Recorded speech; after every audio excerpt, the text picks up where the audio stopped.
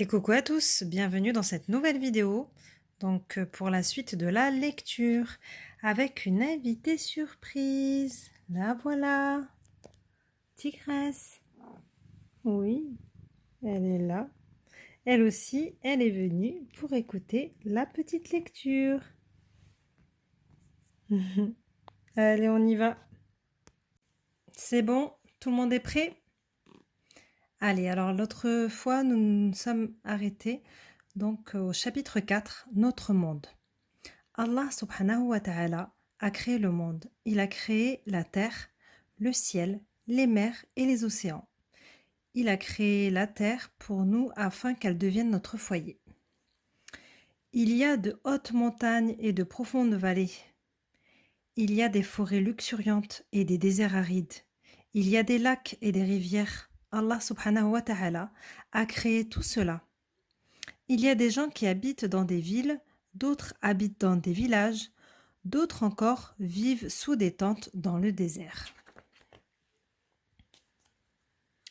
La mer et la terre se rencontrent sur la plage. Les vagues déferlent sur la plage encore et encore. Elles sont terrifiantes et font beaucoup de bruit. Mais Allah subhanahu wa ta'ala ne veut pas que nous en soyons effrayés. En effet, Allah subhanahu wa ta'ala contrôle les mers et les océans. Parfois, il y a une tempête en mer. De grandes vagues se forment, les navires et les bateaux sont balancés dans tous les sens. Allah subhanahu wa ta'ala veille sur eux et ils regagnent leur port en toute sécurité. Allah subhanahu wa ta'ala a créé le ciel au-dessus de nos têtes.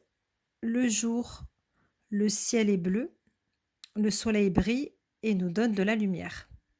La nuit, le ciel devient noir, la lune brille et les étoiles scintillent. Parfois le vent amène les nuages. Il cache le soleil et nous ne pouvons plus le voir. Lorsqu'il y a beaucoup de nuages, il commence à pleuvoir. La pluie arrose les fleurs et les arbres. L'air devient pur, tout redevient propre et clair. Les maisons, les rues et les voitures. Allah subhanahu wa ta'ala a créé le monde pour nous. Nous habitons ici, nous jouons ici, nous allons à l'école. Allah subhanahu wa ta'ala nous aime et veut que nous soyons heureux. Chapitre 5. Allah subhanahu wa ta'ala les a tous créés. Allah a créé tous les animaux, les oiseaux, les insectes et les poissons. Il les a tous créés. Certains volent, d'autres nagent. Il y en a qui rampent sur le ventre. D'autres encore marchent sur 2 pattes, alors que d'autres marchent à 4 pattes.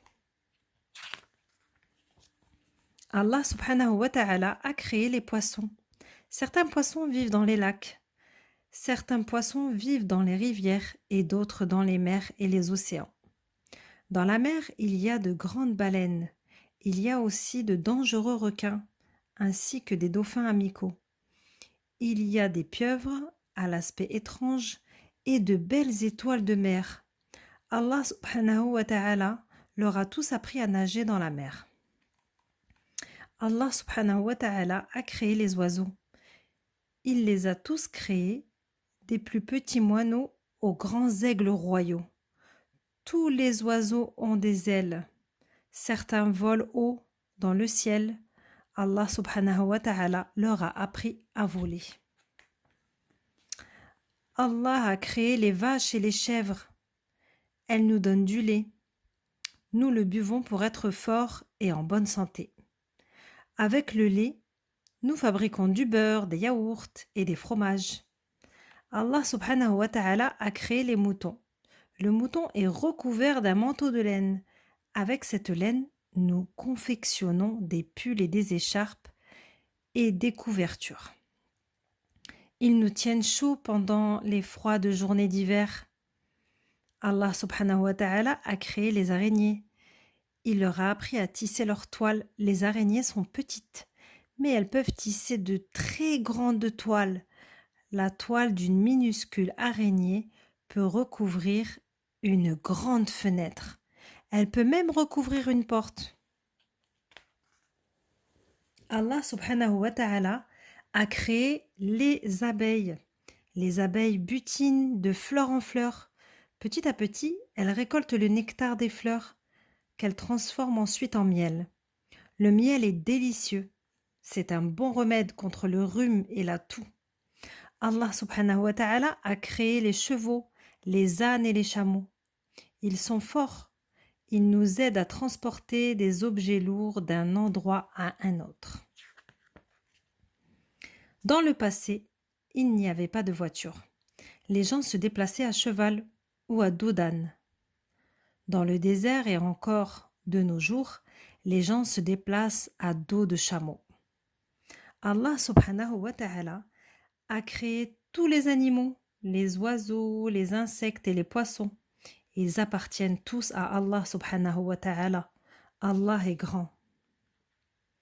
Chapitre 6. Le premier prophète, le premier homme. Cela s'est passé il y a fort longtemps. Allah subhanahu wa ta'ala décida de créer l'univers. Il créa la terre, les mers et le ciel. Il y avait des arbres et des fleurs qui poussaient partout. Il y avait de belles rivières. Il y avait le ciel bleu au-dessus. Mais il n'y avait pas d'hommes. Allah subhanahu wa ta'ala regarda la terre. Il regarda les mers, puis il regarda le ciel. La terre était belle, mais paraissait vide. Alors, avec de l'argile, Allah subhanahu wa ta'ala créa l'homme. Il l'appela Adam. Adam.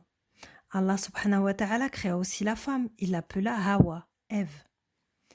Adam et Hawa habitaient dans un beau jardin. Il y avait beaucoup d'arbres fruitiers dans ce jardin.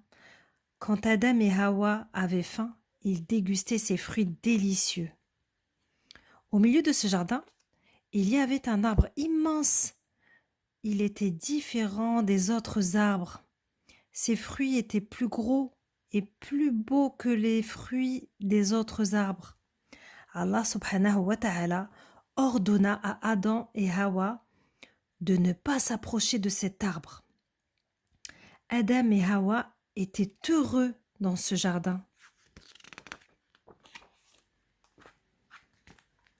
Ils cueillaient les fruits et les arbres et mangeaient lorsqu'ils avaient faim. Cependant, ils n'ont jamais touché aux fruits de cet arbre si particulier qui était au centre du jardin. Dans le même jardin vivait Satan. Satan était très jaloux d'Adam et de Hawa. Il voulait qu'Allah subhanahu wa ta'ala soit en colère contre eux. Il ne voulait pas qu'ils vivent heureux dans ce beau jardin. Satan les trompa afin qu'ils désobéissent aux ordres d'Allah subhanahu wa ta'ala. Allah subhanahu wa ta'ala leur avait pourtant ordonné de ne pas manger des fruits de l'arbre défendu. Lorsqu'ils eurent mangé des fruits de cet arbre, Adam et Hawa prirent peur. Ils avaient désobéi à Allah subhanahu wa ta'ala. Ils avaient mangé du fruit de l'arbre. Ils allaient être punis.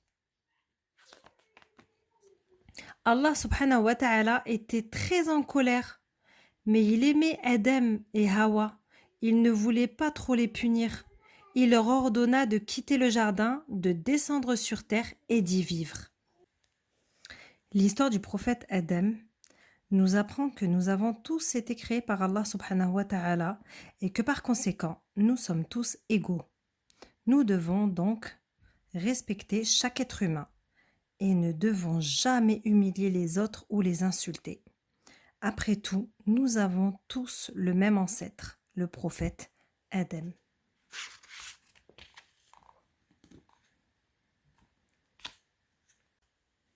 Et voilà, ce sera tout pour aujourd'hui. Nous verrons donc le chapitre 7, les deux frères, la prochaine fois.